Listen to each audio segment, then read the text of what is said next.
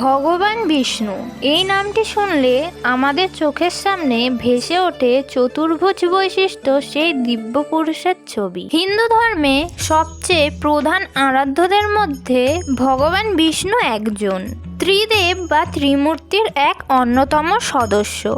এই মহাচরিত্র বৈষ্ণব সম্প্রদায়ের সর্বোচ্চ দেবতা।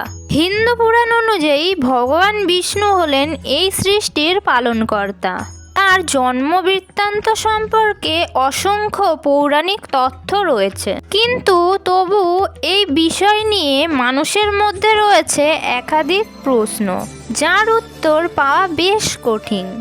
আজকে আমাদের আলোচ্য বিষয় হলো ভগবান বিষ্ণুর জন্ম কিভাবে হয়েছিল।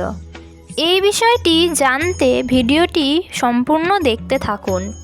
নমস্কার প্রিয় দর্শক, মাই বিউটিফুল আর্থে আপনাদেরকে স্বাগত।